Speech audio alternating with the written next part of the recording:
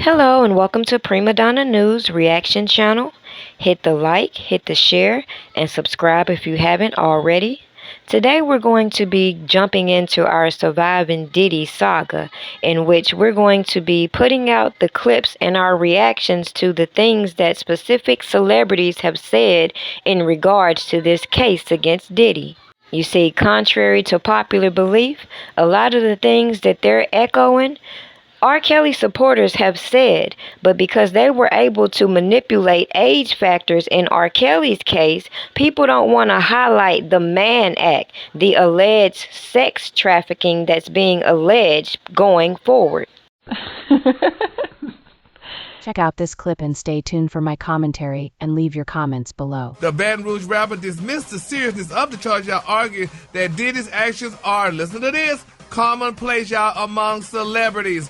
He said, quote, "If anything, this should be a domestic abuse case, not a sex trafficking case." Now, he said she enjoyed the wild sex parties and the extravagant gifts on the back end. He said, all these years of sex parties, you mean, honey, to tell me that she didn't enjoy it? He said he's convinced that she enjoyed this man's that went up and those wonderful freak-offs. Now, he also further claimed, y'all, that Diddy's alleged freak-offs, y'all, were part of a consensual lifestyle, stating, y'all, that Cassie wasn't a victim of sex trafficking. She was living what he calls a lifestyle. Now, despite acknowledging, y'all, the disturbing nature of the 2016 video showing Diddy assaulting Cassie, Boosie maintains, y'all, that the charges against Diddy are excessive. The rapper argues, y'all, that such behavior is not rare in the entertainment industry.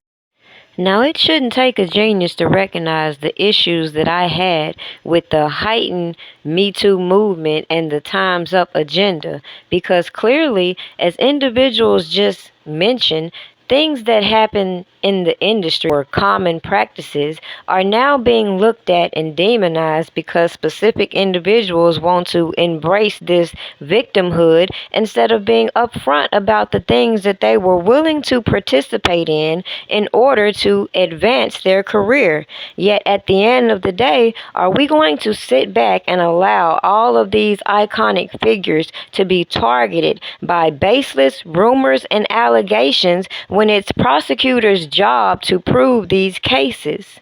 So when it comes to these affiliations that these celebrities have and all of these quote-unquote enablers, when it came to R. Kelly and Diddy, people are going to recognize you might want to be careful of the people you bring to your inner circle. You might want to be careful the people you link up with and even take pictures with, because nowadays a picture can be used as proof as though actions followed behind that. Now, you would be simple-minded to recognize that there's real women out here being trafficked. There's real victims out here.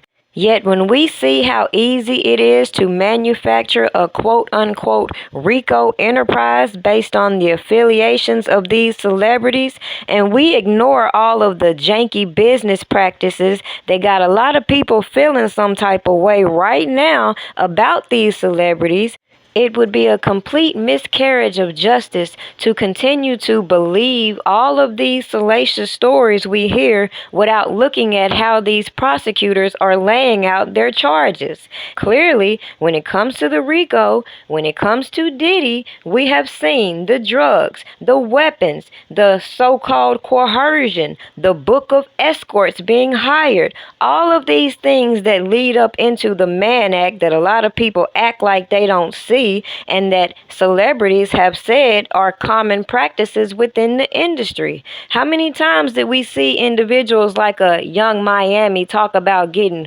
flued out, but never alerting the men that, hey, if I get mad at you, I could turn around and say you trafficked me. And the prosecutors, if they don't like you for whatever reason or have an agenda against you, they could utilize a whole bunch of janky ass people to involve themselves in your so-called investigation, and the burden of proof will always be in the defendant, which a lot of us have to face day-to-day life as it is. Most of us know how unjust the judicial system is, and how a lot of the times it don't even matter if you are guilty of alleged crimes. If you have the proper defense to defend you, a whole lot of things can move.